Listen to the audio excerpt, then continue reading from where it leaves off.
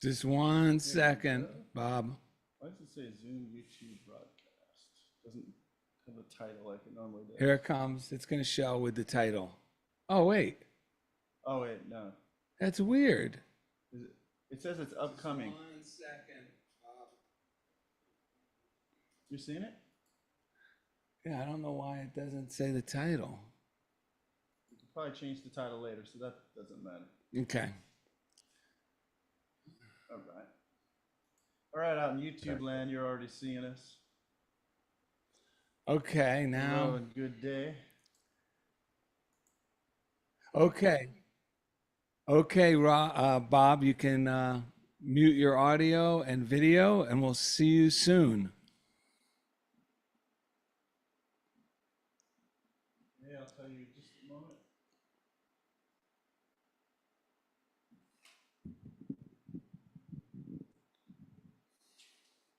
Yes.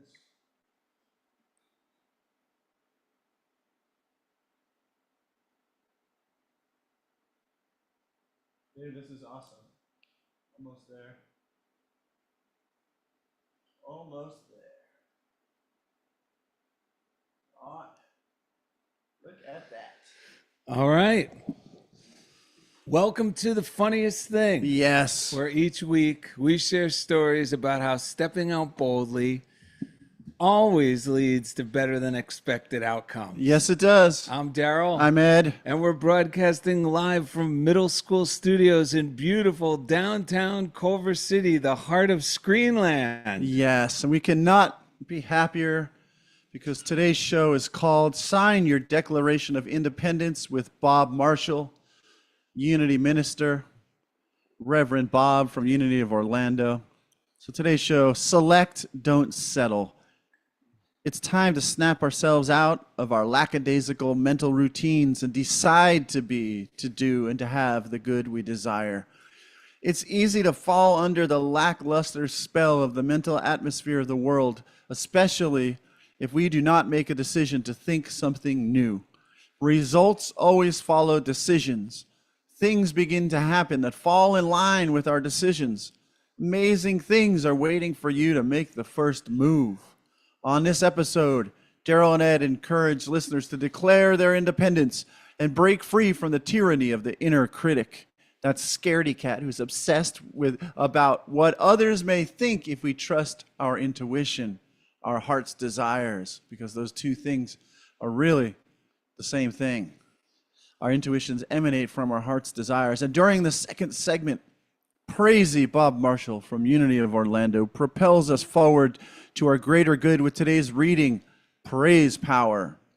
Praisey, not crazy, praisey. I got a question. Do you know who it was that sent you the original Bob Marshall podcast? Because Bob Marshall's at Unity of Orlando, they have a podcast. You can look it up and listen. And in the show notes on the podcast app or on YouTube, the link will be there for their website. But I've been a regular listener to Bob's Truth Talks through the Unity of Orlando podcast. But I think someone sent it to you, right? And then you sent it to me, or no? What happened was I was doing search on the on the podcast app. Yeah. For I don't know if I was searching for, it could have been Charles Fillmore. I'll drop in names of the authors and people that we enjoy. So let me see if someone's got recordings, or maybe there's some old talks. Mm-hmm. And then what popped up was one of the Bob Marshall talks from the Unity of Orlando. That's how it started. Oh, wow. And Bob has a very unique delivery. It's like there's a lot of chuckling when he's laughing at, like how wonderful these principles are, or that's sort of the divine comedy in it all, when you're just like we do. Yeah. So, but I kept going back and listening to more and more. And I was like, this guy shares the truth. And you pointed out something. It's like it's on par, or it's akin in a way to Reverend Ike. Because Reverend Ike used to deliver it at his talks he had a similar tone at times where he'd laugh. Well, it's because it's like Reverend Ike without the Baptist style of, without that Baptist style of delivery. But it's the same they're both unapologetic about how convinced they are that these principles Yeah. are indeed a reality, Right. and that by them experimenting with them, they know that these things without a doubt work. They don't care what anyone else thinks, and they deliver that with so much conviction, even though Bob is a little less bombastic in the Right. delivery. It's as like boom, it's like kick you upstairs, and throughout the talk it's loaded with tools, psychological and spiritual tools, that'll help you disengage from the problem thinking and feelings and engage more Yeah. with the faithful, optimistic solution. And they both give you Right. what do you call it? Like, I don't want to say marching orders. It's funny because I realized, when people share scripture, you know how, Yes. well, I used to be allergic to Sure. scripture and Yeah, Bible until we got a verses. hold of the metaphysical Yeah, meaning. yeah, because it was just I had no idea what they really meant, and my old prejudice against what I thought they meant. Well, unfortunately, a lot of the people that teach them don't really know what they mean either. So you're not Yeah. you're not alone in that.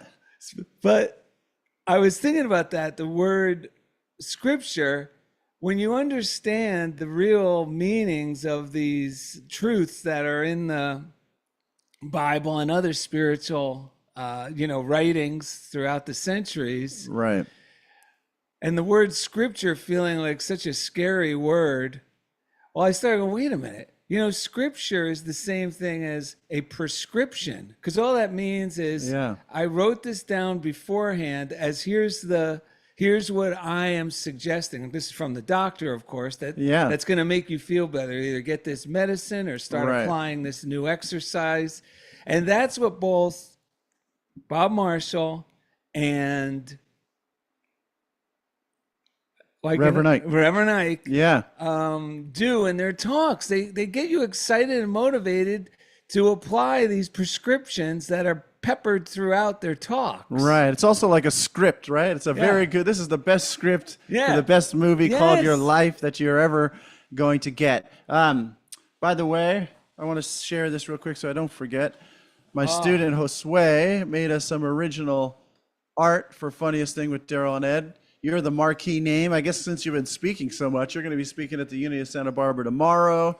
You were speaking somewhere yesterday. Your Zoom class has been going on, intuitive method. So it says Darrell Fazaro at the top. Like Sylvester Stallone. Yeah, we got Darrell Fazaro with coffee. We got Ed, myself with coffee. We have Krista Macavina, the artist, who Yep. she's been on the show, and she also came into my classroom this week and taught us painting, which is where this art was made. And I'm drinking my coffee, Josue. And then we have our old friend Indy as a nod to when we were back at the old studio. So thank you, Josue. It says Funniest Thing with Darrell and Ed. Josue listens and watches, and on YouTube he watches it. Yeah. So we love you, Josue. We really value your art. Thank you for that. By the way, how is the intuitive method going while we're talking about Oh man, it's incredible. I mean, I can't believe it. Well, first of all, it's amazing to meet people who I never knew were listeners of our show. Have now become Right. like a friend of mine over the course of 3 weeks so far. We have one more week, Right. and we're talking about this. The art. It's called the intuitive method, and we're using visual creative, visual art making, as like a controlled environment to really get in touch with recognizing and trusting and then acting on our intuition, because Yeah. you start to become hyper aware. I mean, it's also a great art workshop too, because the artwork being produced as a result of people feeling free Right. from concern over how's this going to look, or I don't know what to draw. And so we use a lot of the tools that we share on our show and a lot of the things I read in these books. And most of the great artists out there throughout history, they understood as art making as a creative way of expressing their true nature, like their intuition. The best Right. artists, the artwork has energy, whether it's abstract or representational. It has an energy that for some reason you're attracted to it. And the reason I believe people are attracted to it is because those artists worked intuitively. They weren't trying to make something that people, I think people will like this, or I'm afraid people won't like this. Right. They were able to declare their independence from those tyrannical ideas of concerns what other people will think, and step out boldly by really trusting their intuition like we try to do on a daily basis. Yeah. And the results are always incredible. The number one thing what people learn, and I become more aware of in the class, and we become aware of from applying these principles, is whenever when we say step out boldly, we actually don't mean pushing and shoving to get our way. Right. We mean having the courage to trust our gut, those intuitive hunches, and not dismiss them. Because when we make a decision, I am going to go with this, well, then the finished art piece, the artist doesn't even care how many people like it. 'Cause they're so high from them enjoying the journey of trusting their intuition throughout the process, Yes. that they love the outcome, and it doesn't matter. And the same thing when we follow our intuition throughout the day, we're always blown away about how things worked out that we either had planned miraculously, effortlessly, or things we could have never planned that end up being some unexpected blessing that that actually is part of our heart's desire, and we don't even feel like we were really felt like we had anything to do with it. And I'm talking about those intuitive hunches to like just turn left instead of right, or I'm going to get milk now, even though I was going to wait until after 3:00. Right. Those type of hunches put you in the right place at the right time. And the main part is when we follow those hunches, we just feel relaxed and good while I'm following the hunch. Yeah. There's just touching on a few things. Let me read a quick paragraph that I read you before the show from The Power of Decision by Raymond Charles Barker. I feel like this decision piece has been right in my face lately, and I love the way you're saying that, because if you're going to follow your intuition, you've got to make a decision to do so. Yeah. And our decisions are such an important part of the divine process. He says, laborious thinking indicates the need for a decision. Such thinking fatigues the mind and lessens the sharpness of the mental process. It is thinking with resistance because there's no clear-cut desire behind it. Your own mental brakes have slowed you down, just as the brakes of an automobile slow it down. Laborious thinking can be stopped if you will do some reviewing of your desire, your goal, and your decision. Simplify your thinking down to the basics. Contemplate the goal as already accomplished, and you will discover a new wave of fresh thinking sweeping into your consciousness. Right ideas fall into place, and fresh inspiration reveals itself. Again, you are at ease in your creative process. That's the best advice. I told you about, I was at school this week, and we were doing our coffee cart at the high school. I'm working with some young adults, and some people would say with special needs. I just say people I like to be around, creative folks. So we went over to the high school with my friend Dan Phillips. Those are the most sober adults I think I've ever met you hang around with. I agree. They're amazing. So we went over to the high school. We were out in a bungalow. We call it the island because it's so nice. We got good air conditioning. It's just us out there. Yeah. And so I was over there, and I wasn't flying high. I wasn't flowing. My mental brakes were on. I was starting to absorb the negativity of the environment, because if we don't, this is the thing, if we don't declare our independence and start depending on and connect with our interdependence on our insides, our intuition, which is what Darrell's been talking about, then we are going to just succumb to the mental environment. And in that mental environment nowadays, in education, public education, there's just a tremendous amount of emphasis on fear, potential danger, protecting yourself from getting sued or whatever, all these, it's like some people call it the CYA, cover your ass way of looking at things.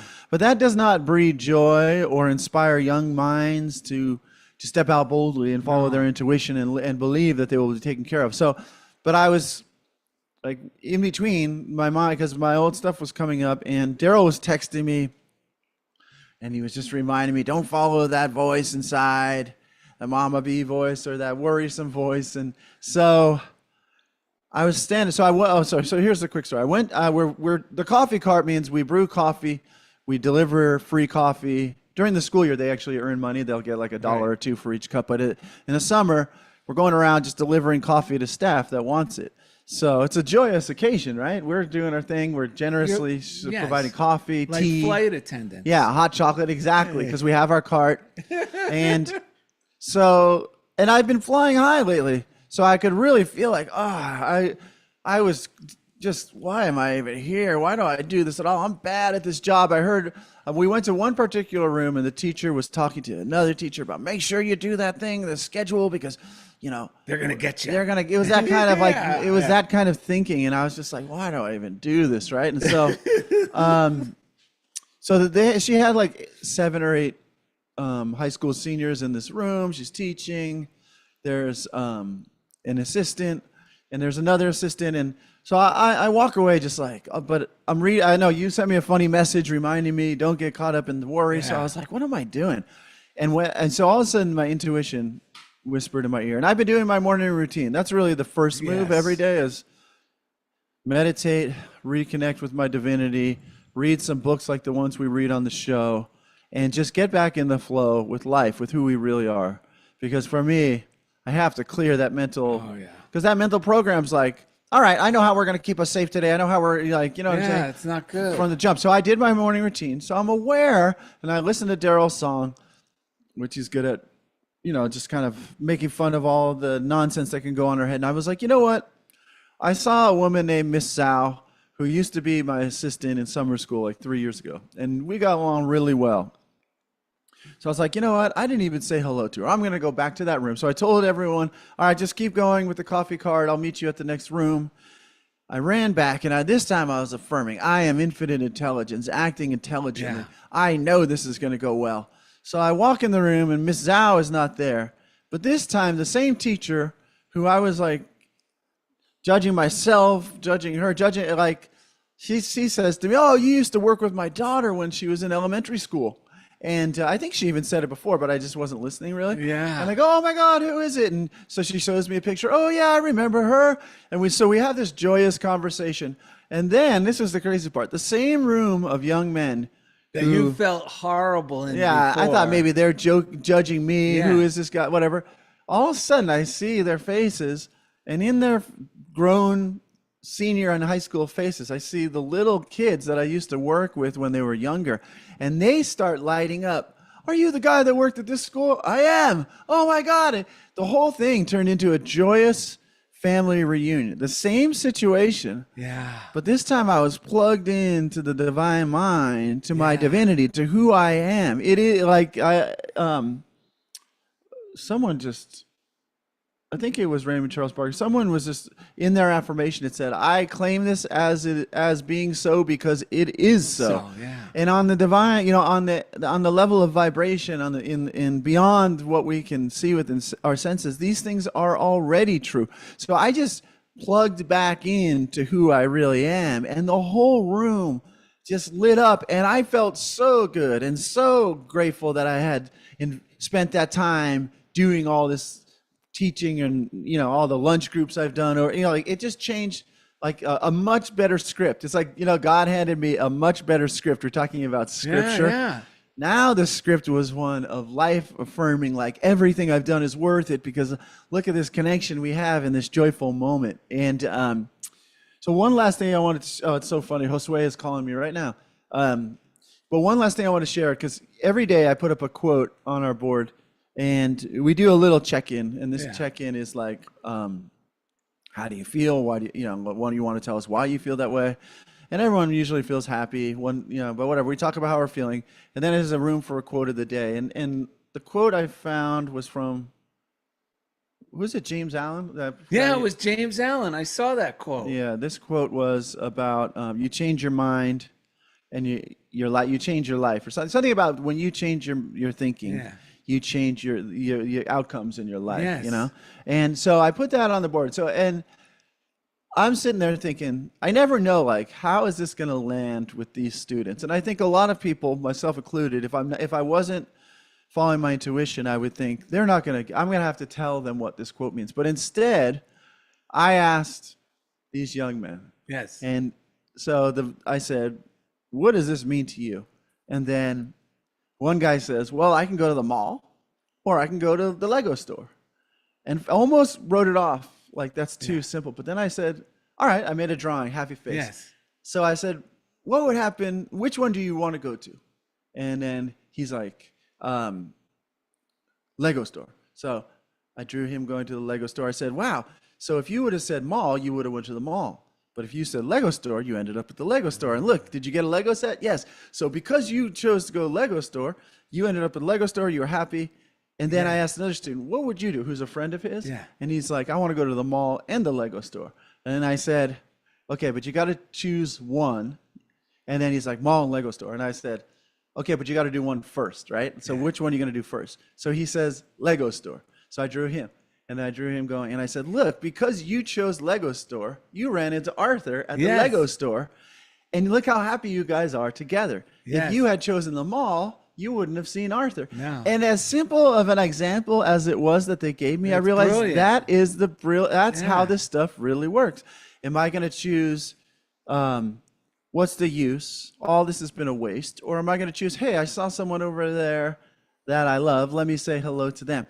Those two different Thank thoughts. God you went with that. But see, you Right? needed to step out boldly and Yes. go with that intuition. Yes. Because when we're under the hypnosis of, oh, this place, I just got to get out of here, you don't even have the impetus to kind of follow that intuition. But every time we follow it, it gives us life. It's like all of a sudden I'm not dreary anymore. Right. Share that other example, which was about, it was another quote about reacting. Oh, yeah. But you could share the spilling, the kid, your friend spills. So that one the quote for that day.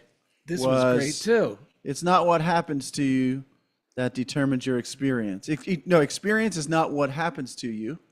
That might be the James Allen. That is James Allen. Okay, so the other one might have been Aldous Huxley. Oh no, this was Aldous Huxley. Okay, this is Aldous Huxley. Yeah, there was an Eleanor Roosevelt, which was great too. But Eleanor so Roosevelt. Yes. That's from the live stage show of Miss Doubtfire. But this one was, the experience is not what happens to you, it's what you do about it, or something like that. How you react to it. Respond to it or react to it. Yeah. And I think it even worded in a cool way, which is it's what you do. Yes. Like that's what determines when something happens. So again, I put it up there. And this was actually the first day I did this, where I was just like, you know what? I'm going to see what happens. I'm just going to ask these guys. You got to share this. The example we came up with is what happens. I think I came up with the example, which was, okay, your friend spills your drink. And I wrote down on the board, your friend spills your drink. And thankfully, so I asked the class what's going on. And Arthur, the amazing Arthur, says, I said, what would you do if your friend spilled? And he goes, clean it up. And I go, okay. So I wrote an arrow, clean it up. And then he goes, it's just an accident. So I write underneath there, just an accident. And I said, then how do you feel after you clean it up? He says, happy. And so then I said, is there any more mess? No more mess. So there's one arrow. So the other arrow, I said, now what would happen if you got mad and you blamed your friend? So then it was, I would say, what would happen instead of saying it's just an accident? You blamed your friend. Yeah. So then we picture the happy. Now the faces are not happy. They're both sad. So now you got two sad or angry people. Is there still a mess? Yes, there's still a mess. Yes. Yes. And then what do you think is going to happen after that? Is your day going to go well? And then we're like, well, you might have to lay down because you're feeling bad, or you might, you're going to have to apologize, or maybe you're going to get in trouble.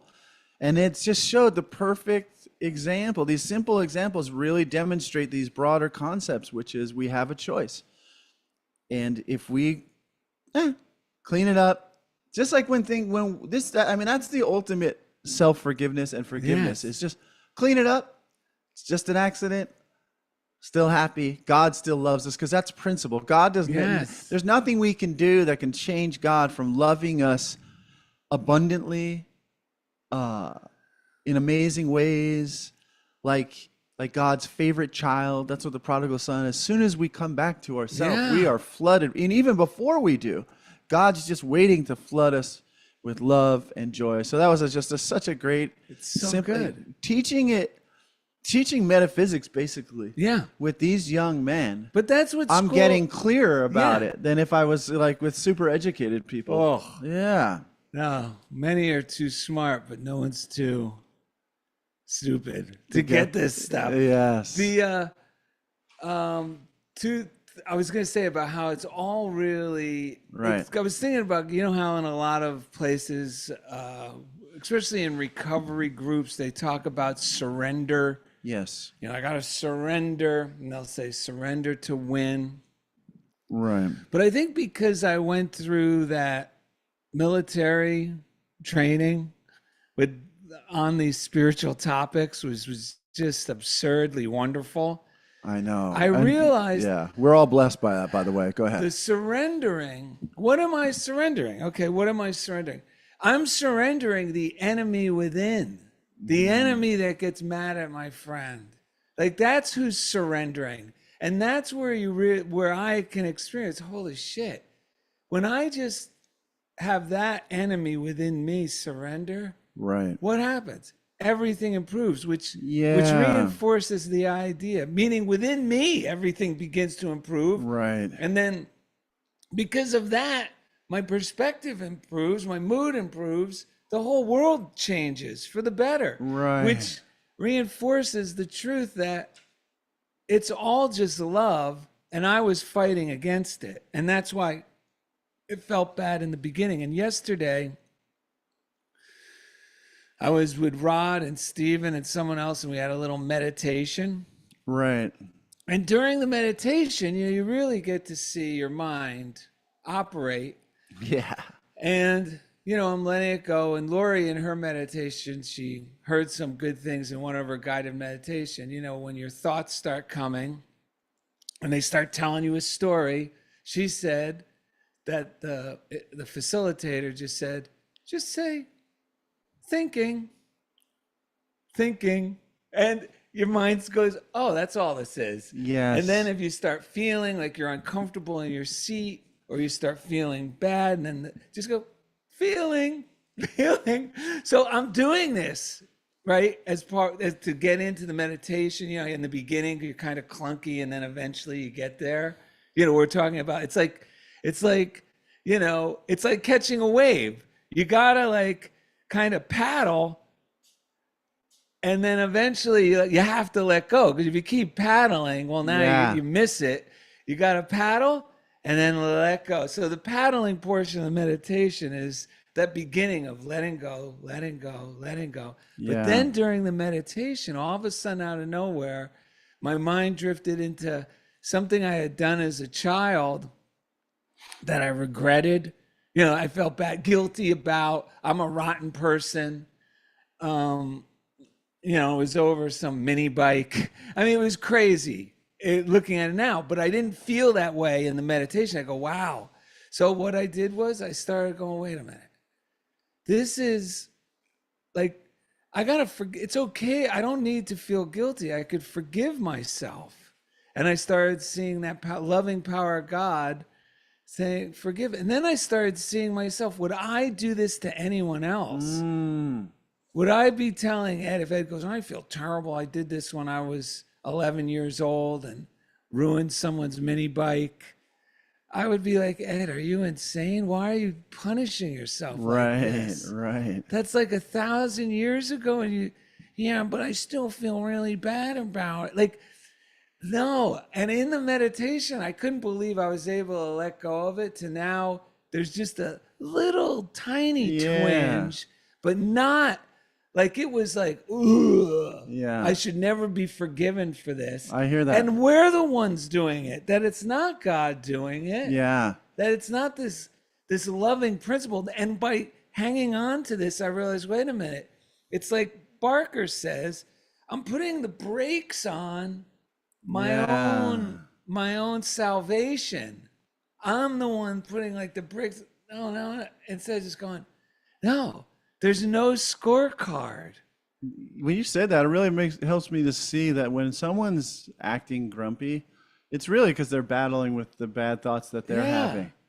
And because the enemy within is kind of taken over. Raymond Charles talks about it too, because when we fight with our negative thoughts, that it actually empowers them, emboldens them, and adds energy to them. So when you talked about meditation, it's funny, we've both been meditating for quite a while, but anytime I hear someone describe it from a place like you are experientially, that thought of seeing your thoughts and feeling, but like taking a step back, there's such a healing that happens when we stop identifying with it so much.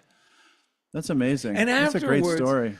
Afterwards, I was so high, after the meditation, just like, I love everybody in this room. You know what I mean? You feel at one with everyone. You're like, holy cow. And it's not even contrived, right? No. So it's like, it just came about. That's what I love. Like the doing was getting yourself to sit down and meditate and, do just your routine. Yeah. Then the divine within dissolves it. Yeah. And you are the divine too. Yeah. Did Dare to Believe, May Rowland says, takes love, warmth, and understanding to bring about healing. Peter in the Bible, which represents faith, he represents faith, and John, which represents love. Peter, faith, took John, love, with him when he healed the lame man at the temple gate. Take warm, loving compassion with you into your prayers for healing for yourself and others. She says, spiritual ideas are healing.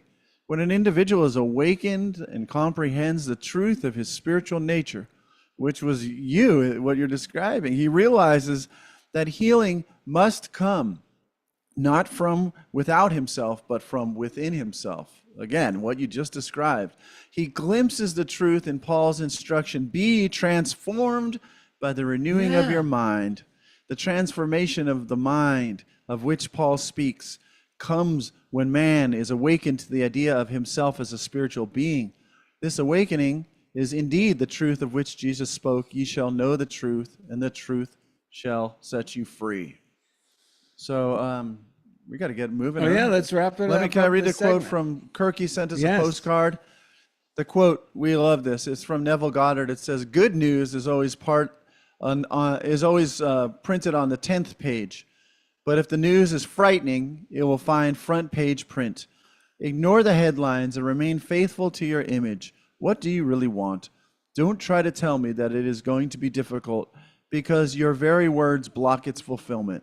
Can you believe all things are possible to God?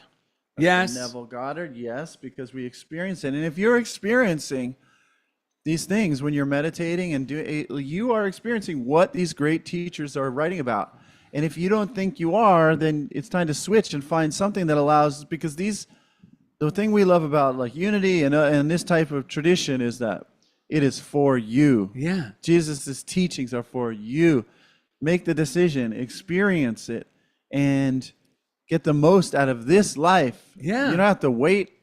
You don't have to become something you're not. You already are it. By the way, if you want to send us anything, funniest thing, P.O. Box 1312, Culver City, California, 90232. Those of you on Patreon, thank you. There's a new Patreon person this last week. We really appreciate all of you contributing to the show. It's really helpful for us to get the message out and to continue to do what we love. We do a 4 p.m. Zoom on Tuesdays, 4 p.m. Pacific, for those who are on Patreon. Susan Sly loved it, said thank you. Krista said it was amazing this week. Oh, Should we do our three breaths? Oh, let's thank Chief Engineer Jeff Comfort. He's out there in Kansas City, Kansas. If you're listening to this, I was thinking about him this weekend. Yeah. If it wasn't for him, he's the main reason we're still able to do this show and you're able to hear us. Because when Unity of online radio shut down, all the existing episodes were going to be deleted and gone. And then even if they weren't, it would have not been able to be put on the podcast app where you'd be able to access the older episodes. Right. So we owe Jeff Comfort so much for us. So much, man. What an angel. Yeah. What a blessing to our lives for all this time since we started the show to now. We love you, Jeff Comfort, each week. You take us right into the comfort zone. Yeah. And we got 3 breaths from this guy. Was one of the great mystics. Yes. From the, I think, probably late 40s. Yes. Was his heyday. Yes. His name was, he was a Southern gentleman. Man, yep. Just like John Strickland. Yeah, his name was Foghorn Leghorn. That's right. He wasn't afraid of the truth. And using affirmations. Let's take a deep breath. I do declare I'm free from care. I do declare I'm free from care. I do declare I'm free from care. That sounds like how you were feeling after your meditation yesterday. Yeah. Coming up next, praisey Bob Marshall from Unity of Orlando propels us forward to our greater good with today's reading, Praise Power. Thank you for listening to Funniest Thing with Darrell and Ed, live from Culver City, the heart of Screenland. All right. I'm just going to... Tinkle? Yeah, and Bob can now join us Join the fray. With audio and video. And then we're gonna... Okay, audio on. All right, you sound great. All right. Video on. Beautiful. All right. We're rocking. Let's see how this is working.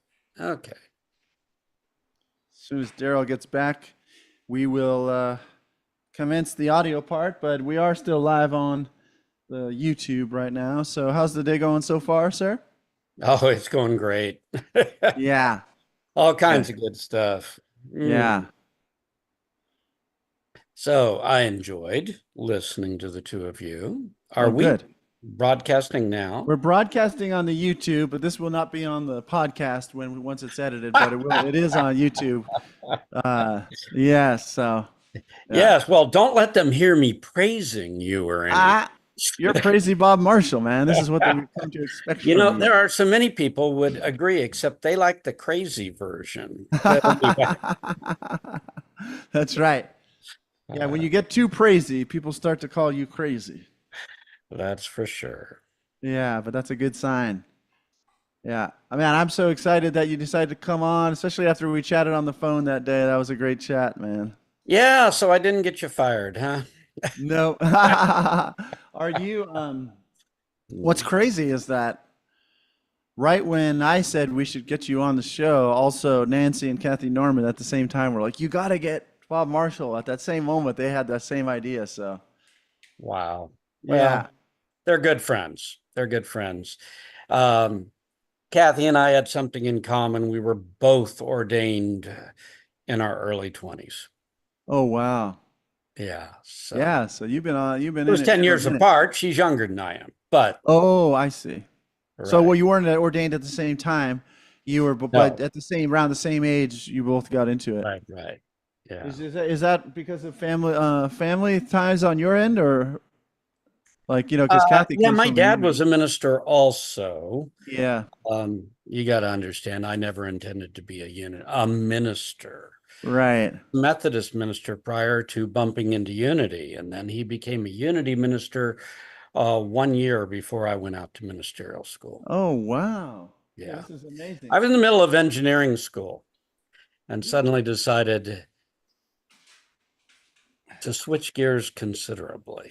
All right. Well, let's talk about this more. What do you say, Darrell? We should include the link to the Unity of Orlando podcast Yes. on our Will do. on our thing. Is that Unity of Orlando podcast found through your website as at the church? Yes, as well? it is. Yes, Okay, it so is. that link is So there. lately, our guy who does the podcast may not be keeping up with it. He okay. has some health issues. And Okay. so the services are available through that website, no matter Oh, what. good. Great. All right. Well, let's take a short pause here. All right. Welcome back. Funniest thing with Darrell and Ed. Today's show is called Sign Your Declaration of Independence with Reverend Bob Marshall, who is here from the Unity of Orlando. How are you, sir? I'm wonderful and honored to be invited to be with you. Well, thank you. All the people on YouTube know we've already been chatting a little bit, but you said your dad was a Methodist minister? Yeah, he started out that way. He had Yeah. 20 years in the Methodist Church and then 20 years in Unity. Oh, wow. Wow. In between, he was a computer programmer for 5 years. Wow. Back in the old days, before Yeah. computers became like they are today. Right. And you said you were studying engineering when you decided to switch? Yeah, all of my life I have a scientific bent. I was headed for chemical engineering. I was in my second year of Rensselaer Polytechnic Institute and suddenly determined that something inside of me was not being fulfilled. And so Right. to my horror, I realized it was the ministry. Wow. That was the one thing I would never do. Right. And I said, well, only in Unity. Well, And we are so glad. I Yeah. ended up ordained by the age 23. Oh, wow. You know, Holy cow. it's not Done totally this for 51 years. That's amazing. Emmett Fox was an engineer. Yeah, that's right. He was an didn't realize electrical Yeah, engineer. my dad was an aeronautical engineer, and I was like adept at math. And I was just thinking about this. There's something about the science, like the science of mind, they call it, or like the principles, like that I think appeals to like engineering type minds when you see, wait a minute, this is actually a science. This is not. Yes. It makes sense, Well, I was always go ahead. into mind power, Yeah. and that quickly kind of got released for allowing spirit to flow through you, for surrendering to a power greater than yourself. Yeah. But to this day, in fact, Unity published a book of mine a while back, and in the bio it says, I consider myself a spiritual engineer. Yeah. That's a good Because term. to me, there are, I treat it like we're engineering consciousness. Yes. The principles are amazing. And this is not airy-fairy stuff.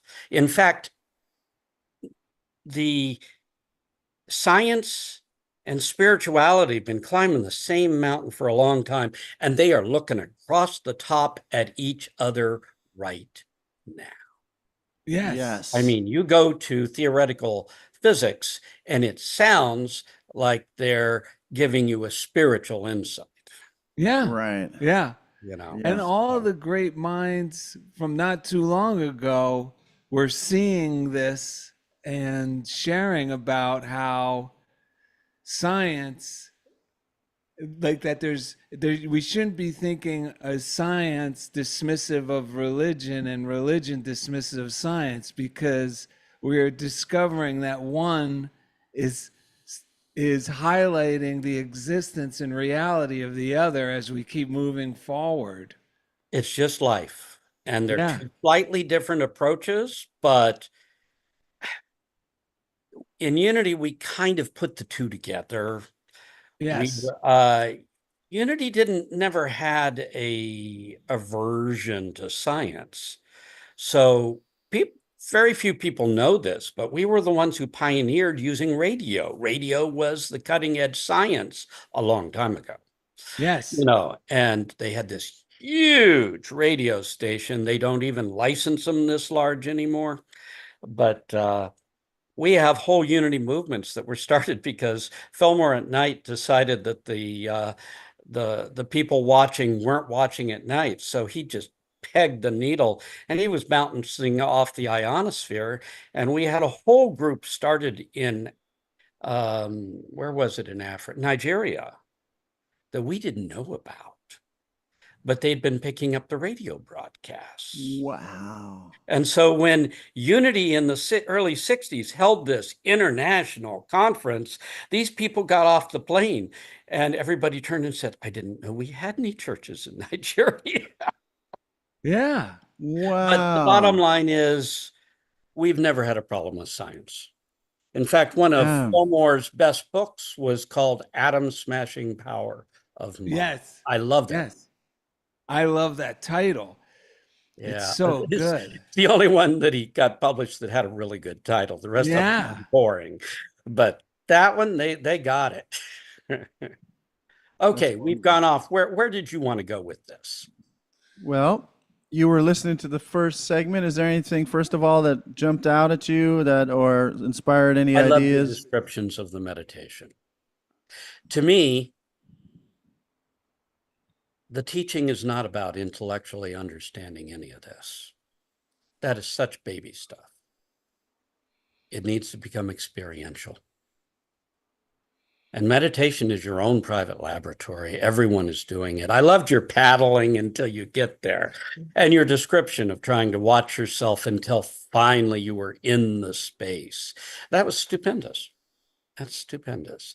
And both of you talked about it in that sense. Yes. Yeah, I was introduced to this stuff when I coincidentally I just started. I wasn't a church person. My family wasn't. We had nothing really to do with any sort of formal religion growing up. But when I was 23 and in the service is when I got introduced to this. And I remember my first reaction when someone recommended meditation as a solution. I was like, are you kidding me? I mean, just sit there and do nothing? How is that going to help? I had no idea of this divine energy that existed within me and without me, like even everywhere, and that the meditating is me plugging into it. I mean, now that we have cell phones, it's easy to help describe it to someone who's brand new and just say, look, man, you got to put your phone on the charger for a certain amount of time each day. Otherwise, it's not going to work. And that is what meditating is. We're plugging in to our divinity, to this power, this force that's good, and it fuels it's like it fuels the rest of your day without any doubt. Yeah. I can't even describe it accurately other than it's just plugging in, and it's almost also like recalibrates everything. It really is an incredible tool. And we also tell people, Bob, like, don't make it a chore, meaning we succeed best. I mean, we set ourselves up for success when we set the bar low. And May Rowland has a great, is it May Rowland or is it the other one? Who's the other lady? There's May Rowland. I know who you're talking about. Mary Kupferle. Mary Kupferle. It's one or the other. She gives the best advice. She says, okay, if you're new to meditation, well, then why don't you try this? Throughout your day and in moments throughout your day, just for 1 minute, close your eyes and imagine you're basking in the sunlight of God's Spirit, just for a minute. And do that sporadically throughout your day. And I go, man, that's a good one. who doesn't have a minute? I mean, that one I took to heart. I was like, I could just, That'll change everything. yeah. And Mary was outstanding. She was a great person. I enjoyed her very much. What do you think about the thoughts on the topic of making decisions? Have you read The Power of Decision? I'm guessing you have. Not sure I have. No. By Raymond Charles Barker. Okay, yes. I've taught his working with the law a number of times, but Yeah. done that Yeah. one. I taught everything that was Fillmore. I taught the science of mind when I ran out of Fillmore books, but I haven't done that one. Oh, it's a great one. Yeah. It's a great one. And that's what we read from the beginning. And what Ed read from the beginning just saved my soul, because about 6 months ago, I got asked to do the 4th of July Unity message, which is going to be tomorrow. There you go. Yeah, for the Sunday service, because I had written something on the symbology of the Statue of Liberty. And I'll send you the card. I made a little card of it. So we'll mail it to you so you'll have a copy. But that being said, I was all excited and thinking about it. But then all of a sudden, I started feeling like that description, laborious about it. Like yesterday, I started feeling laborious. And when Ed read that, like, okay, now I know why, meaning laborious, like, okay, I want to get this, I want to be clear. I want to make sure these ideas get through. And I'm going, why is this feeling terrible? And the word I was looking for was laborious. And because what Charles Barker's suggestion was, I forgot what the desire was.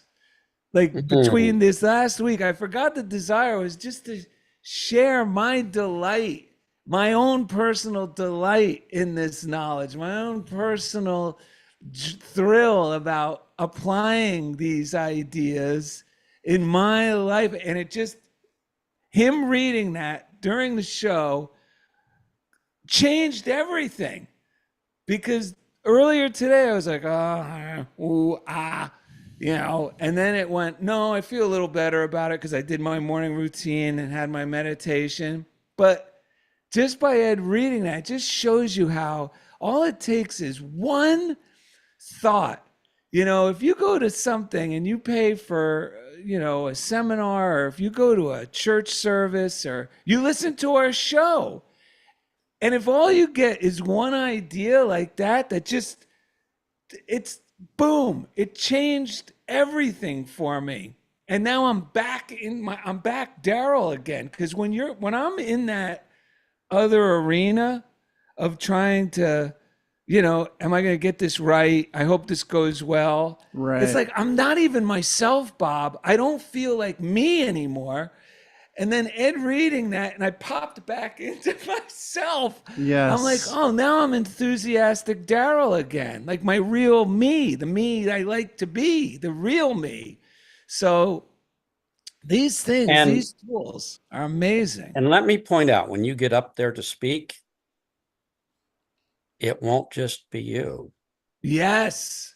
There is something within you will take over. Ah, yes. And I've often said, thank God I'm not the one who has to do this, that when I get in there, something else happens the moment I hit the pulpit. Yeah. Yes. Thank you. Thank you. Thank you. So, preparation is work.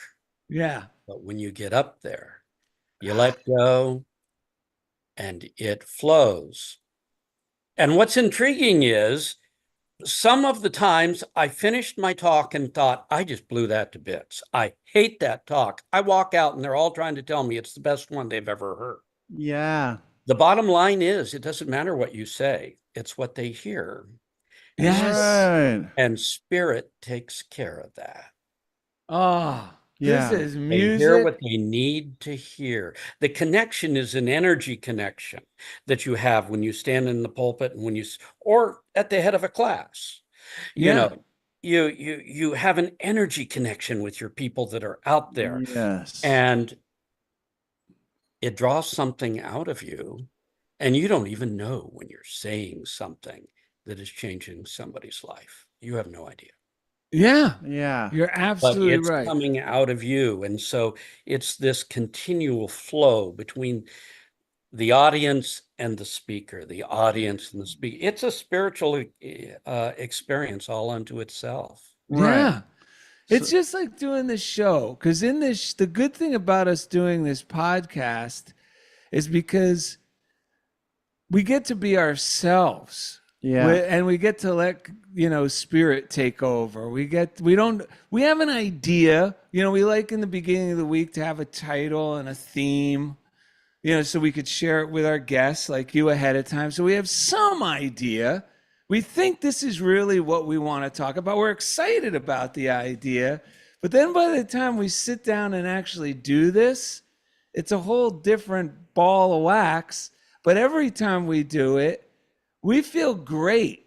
Like we were just at a revival. Like we were at a revival meeting ourselves. You're tapping into something inside of yourselves that is beyond yourself, and that always carries you higher.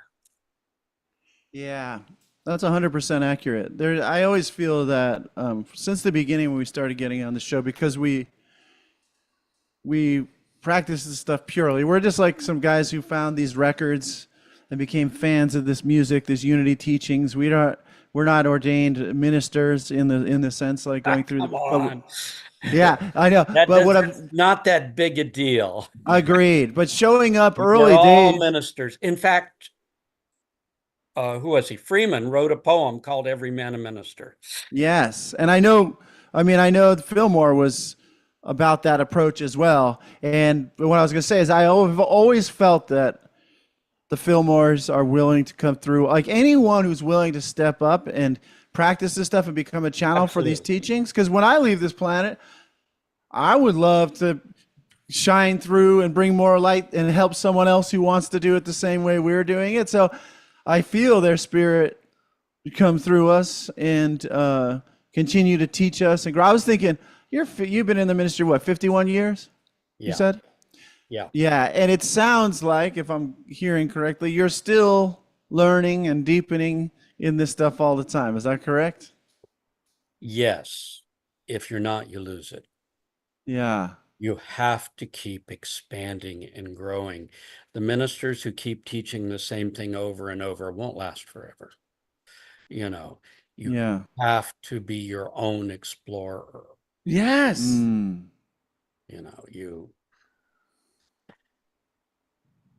I've often said, if you want to know who I am, you simply have to hear my 25 top spiritual experiences of my life, and you got me. Right. Because it's your spiritual experience. The books are just the doorway. The real experience lies beyond the words. It lies in the inner realm.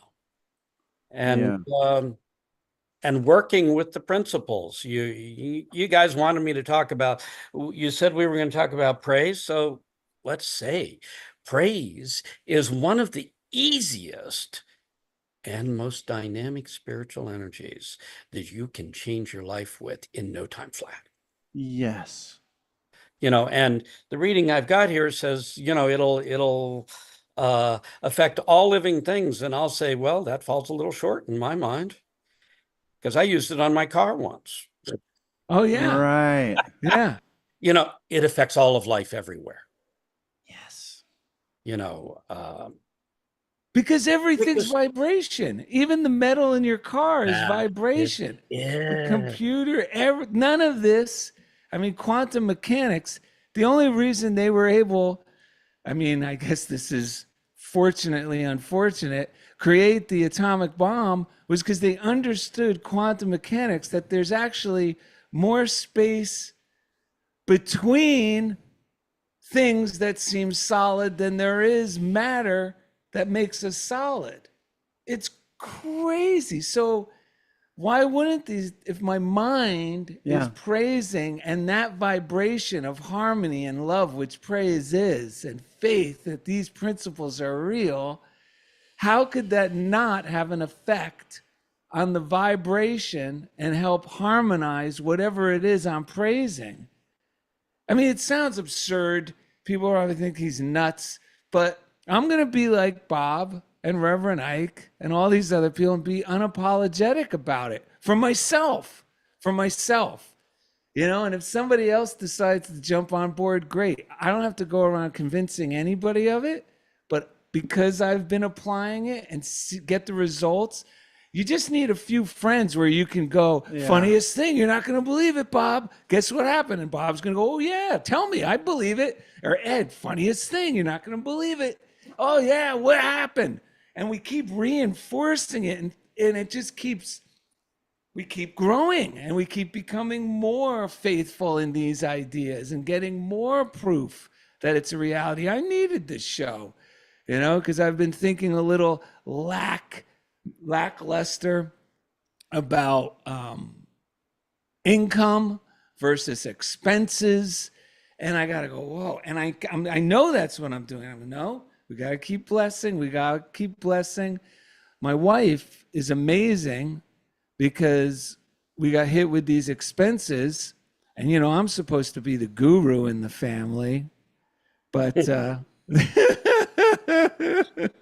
life has a way of teaching us humility. Yeah, you're not kidding. Yes, it does. The doorway into all the deeper spiritual powers. Oh, yeah. She's the best at that, keeping me right sized. And she goes, ooh, this means we're in for a windfall.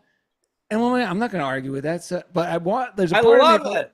Yeah. She goes, oh, this means we're in for a windfall. Yes. And then as I'm walking away, I go, you're right. She goes, besides, money's never been a problem. What am I going to do? Say, no, this time it's different. And it's so good.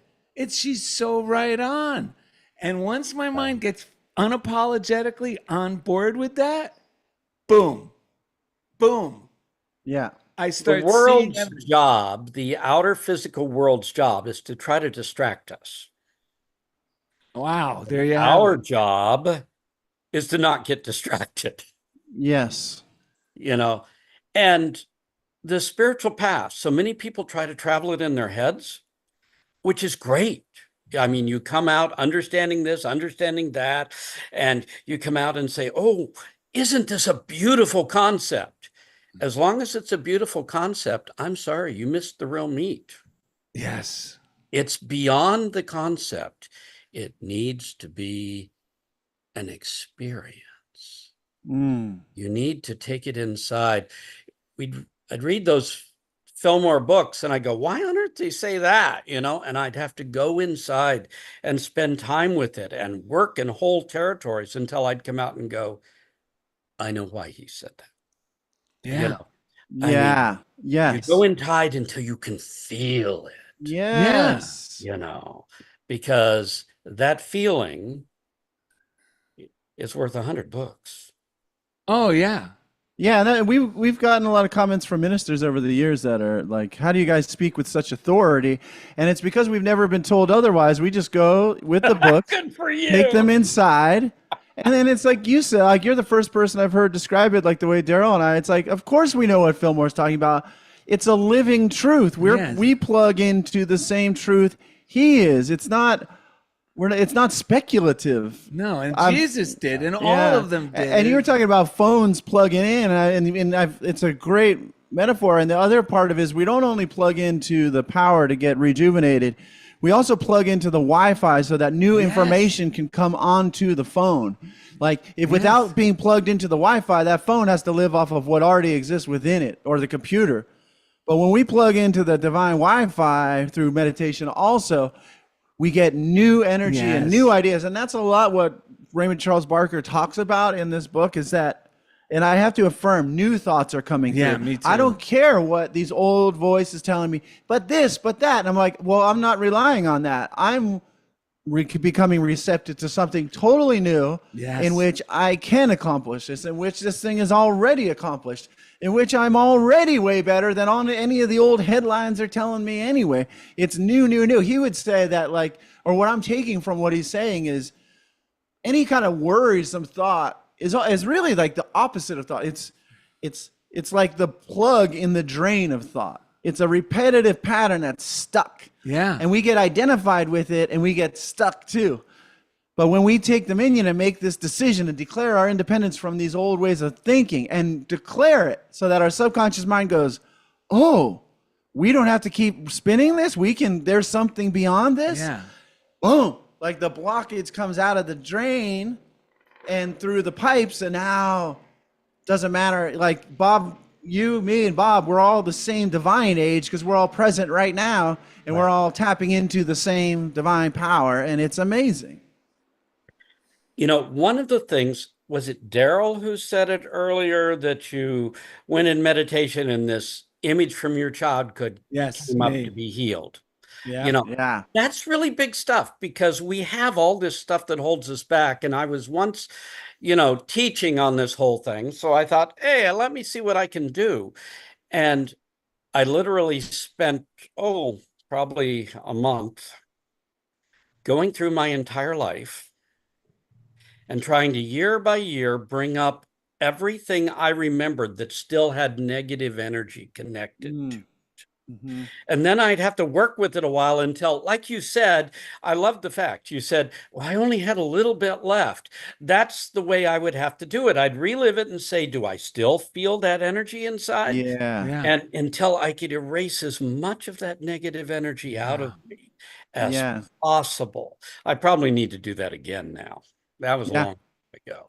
In the spiritual psychology program, we did something similar, which is like at each stage of development, like you would sit and for like, I forget, it was 20 minutes or something, you would observe a 3-year-old. You would observe and then look at what your consciousness would bring up around that age. And it was the same kind of thing because you start to see yourself in that. And one of the things that I've been raising my son, he's 21 now. I just surfed with him this morning, which is cool because I never made him surf. He just started getting into it recently. And I used to try to want him to go, but he wouldn't. Then I let it go. Turned it over to God. I said, I don't care whether he does it or not. And then suddenly he wanted to surf. So we did that this morning. But one of the things that I got from that program was whatever age he was in, it was probably going to bring up my stuff around that age. And rather than try to work it out by like parenting him, heal it within myself. And like, I swear by doing that, it's like he's almost I parented him by being a model more than anything else. And he is self-reliant in a wonderful, like positive way. He's friendly, he's flexible, he but he trusts his intuition. Yeah. We're participating on levels we don't even understand. Yeah. I mean, we've got family patterns that have come down. And when we finally heal them inside of ourselves, we actually heal them not only for everyone who follows us, but who went before. It's kind of amazing. It's amazing the way this happens. Yeah. All this little stuff that we don't pay attention to, and you're talking about right now, it's amazingly much more powerful. Oh yeah. Than we've ever understood it to be. Yeah. Yeah, Darrell and I have to remind each other frequently that, like, I'm in the public education teaching, and I'll get so much done in 3 hours that I can go get a coffee and my schedule opens up. And we have to remind each other, it's not just coincidence. It's not just luck. It is the inner work we're doing every day, the forgiveness we're doing, the choosing to let things go, the choosing to bless the people that we work with, the choosing to let go of those power struggles, and all of that stuff. It opens life up so that we can live it and enjoy the process. But we have to remind each other and ourselves, because that old mind, it's not conditioned to put two and two. We call it connecting the dots. Every day I have a book, and Darrell has his book, and I say, thank you, God, for these divine dots. And I write in there all the amazing things that occurred that day that went remarkably well, because the old voice is going, I'm tired, why do I? And it's not connecting the dots. No. So I go, all right, come on over here. We're going to connect the dots with God. And then I come out of that going, holy smokes, life is good.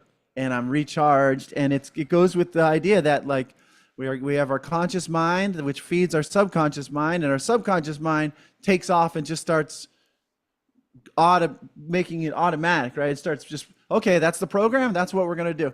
Then that feeds the vibration of our body and to vibrate a certain way based on what those beliefs are, which then creates results. And if we get stuck in a loop, we keep looking at the results, and with our conscious mind, we feed, if say it's a negative result, we feed it back to our subconscious mind. It keeps playing it, feeds it back to our body, which keeps vibrating at the same frequency. But when I take my mind over to this book and connect the dots, my body's healthy. What about that? I happened to run into that person. What about the fact that I delivered a dynamic lesson to these kids and they took off and they taught me something?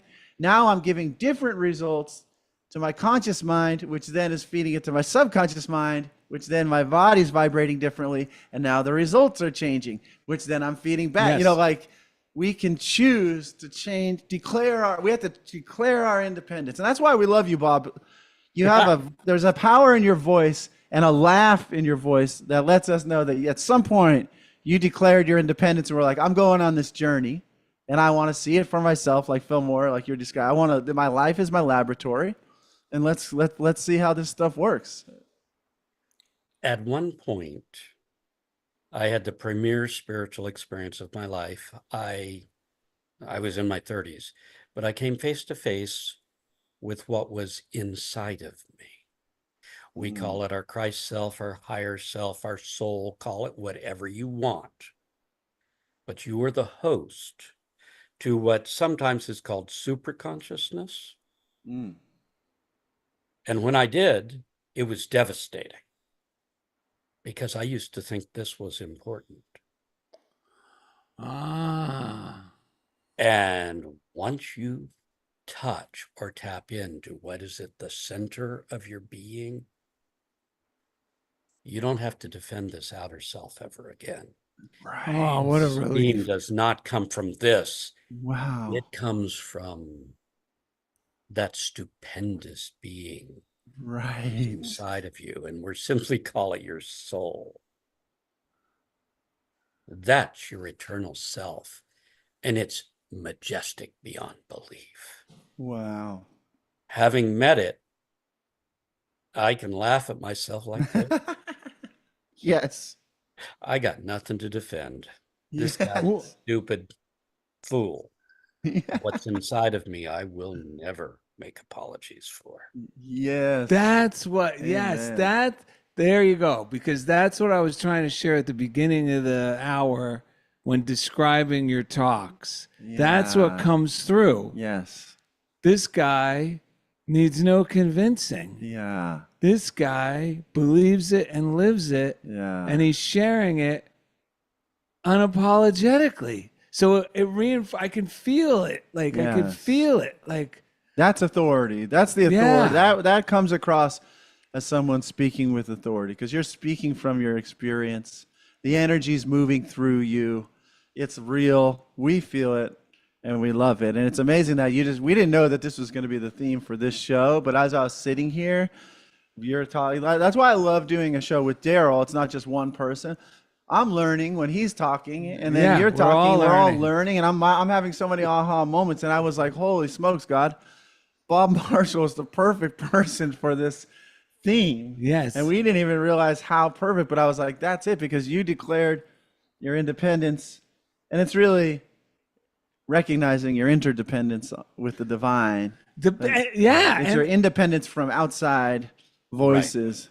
And Absolutely. and Yeah. it's just such a it's Oh. a beautiful thing to be a part of. Well, and also what really helped me, what really was a good, like, yes, I'm going to keep this idea alive in my mind was it's the world's job to distract us. Yeah. Do you know what a relief that is? Uh-huh. Because now I go, yeah, that's all that is. Right. You know, this thing on YouTube, and it's my job just to not be distracted. Yeah. What a relief. And then to laugh, like And you then said, yes. not be unapologetic when we do. Everyone's doing it yes. anyway. What's the big deal? It really takes all the burden away. And then it helped me like look at myself in such a lighter, Yeah. who cares? Right. Meaning in a healthy way. Who cares? Right. It's a miracle we touch this divinity at all. There was a time where I, didn't consciously do that, I'd stumble into it from time to time. And it's just a blessing that we have found our way here. It's amazing. Should we get the reading, Bob? Oh yeah, Bob. You Here, I mind? can do the reading. Thank you. Let's see. Here we go. After that, can you move into Darrell's living room so you can just be around all the time and we could just talk to you? Don't worry. I am always with you. Thank you. Amen. Well, oh, the spirit that's in me is in you. You don't need me. Here we go. I praise and give thanks for God's goodness and love expressing through me and everyone I meet. This is from Praise Power by Joyce Kramer. The power of praise builds and multiplies. All living things respond positively to praise. When we praise someone or something, we're seeing the good. When we hold to the good and praise it, we are imagining it as beautiful and perfect. We can clothe everyone in praise by our spoken word and with our thoughts. Our praise gives approval and admiration. And when we see the best around us and praise it, we shall be lifted up. This praise will radiate throughout our homes and our universe. Begin where you are. Praise all you have and watch it multiply. Praise those who know and love, and they will respond and radiate. This radiance will touch all people everywhere if we set it into action. Praise is the power that opens minds and hearts to beauty, growth, and love. And she ends by quoting Psalm 71:8. My mouth is filled with your praise, declaring your splendor all day long. Wow. You know what? You know what I have to say to that? What? I do declare I'm free from care. Yeah, that is. I just realized there's Trudy out there. Trudy Blue says we have a choice. So easy to forget that. She said hi, Susan, because Susan says hello from Canada. Hope you're having a great weekend. We have 8 people watching right now, which is new. This live stream part is a new thing, so we're so happy for the people who are tuning in. And you chose a great day to choose to come in with Bob Marshall, because man, we are so blessed. I just realized I have the best job for one reason. One reason is that there's so many times I teach special education, and the list of things that I'm told you got to accomplish are so inconceivable how they could even be done that I just start laughing, because like you, I know this divine. And it, like my partner that I teach with, she's like, she knows this maniacal laughter. It comes when finally I stop trying to figure it out. Yeah. And I just laugh, like I'm laughing with God, like, what are we doing here? This is amazing. How does this work? But it always works. And so it's been such a good path for me to keep practicing. Like, I don't know how this is all going to get done, but I'll just say yes, and it will get done. Yes. And it's going to be amazing, and I'm going to grow as a result, and so are my students and my families that I work with. And that laugh that you have and Darrell has and I have, it's an indicative, I think, of like, Yeah. I'm laughing at the absurdity of me thinking I could get it done. I'm laughing at the doubts in me that told me God couldn't get it done. Yeah. I'm laughing at how great it is that we all chose to be here on, in this life together. It's insane. We'll see each other once we leave these bodies and just laugh even more together, I think. The world needs joy, so laugh all you can. Yeah. Oh, I got one for you guys. Yeah, let's hear it. It was actually a Volkswagen ad. You ready for this one, Bob? Okay. This is one of the best quotes. It's, misery has plenty of company. Dare to be happy. Yeah. That's it. And it was for the Volkswagen Bug. Hey, Barbara Weatherman says hi all. Hi, Sue. So we got some more people tuning in out there. We love you. Are we going to share the story about the last time we were in Orlando? Reverend Bob, is there anything else we could squeeze out of you for our last comment before we read you a quick little story? You guys are going good, and I think I've run you long. So anyway, whatever. I think we've run you long, I want man. to hear your story of the last time you were in Orlando. Okay, well, it happened to involve you. You might not remember this, but before we do, it involves me. Oh, yes. okay, gotcha. Again, check out Bob Unity of Orlando. I think it's. I'll put the. Is it unityoforlando.org? UnityOrlando.org.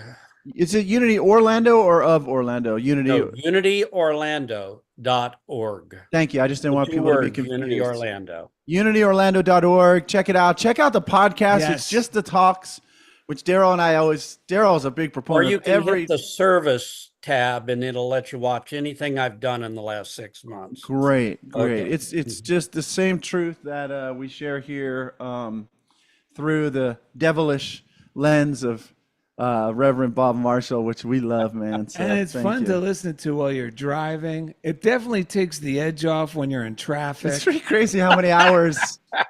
How many hours I had Bob to know and I. it serves some decent use. Yeah.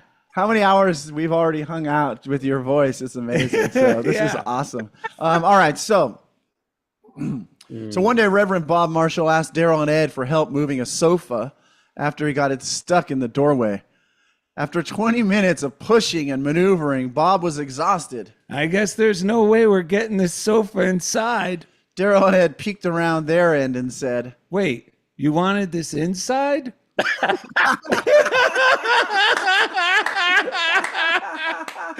You know, funny thing, I almost remember this.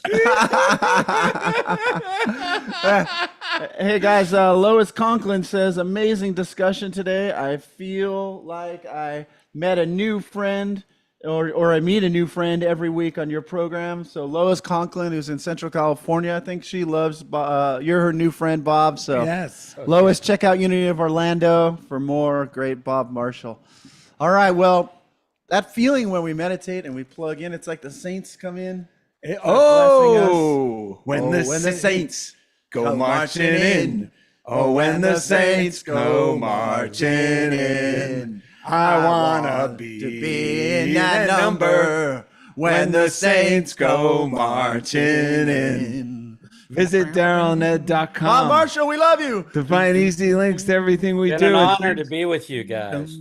Thanks for being a part of Funniest Thing. And when the sun begins to shine, and when the sun begins to shine, I wanna be in that number when the saints go marching in. Woo-hoo!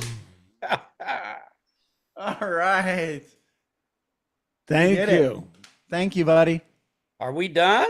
We're Yes. done. Okay. It was a great joy. And I meant it. It's an honor. Thank you. Well, for thank you so inviting me much. to spend time with you. We're going to come knocking on your inbox in the future for another invite, buddy. So hopefully you'll say yes. And please let your wife know we thank her for actually Yeah. giving you the nudge to join us. Yes. Yes. She was making me listen to a couple more of them last night. She says, you have to be prepared. They're going to do this story in the end, and they're going to say you're part of it. Well, we love your wife. Trudy said, great show, guys. Barbara Weatherman said, thanks, guys. You're all welcome. It's an honor to do the show, and we're so glad there's people out there benefiting. So, all right, everyone. Have a great week. Bye, Bob. Fair enough.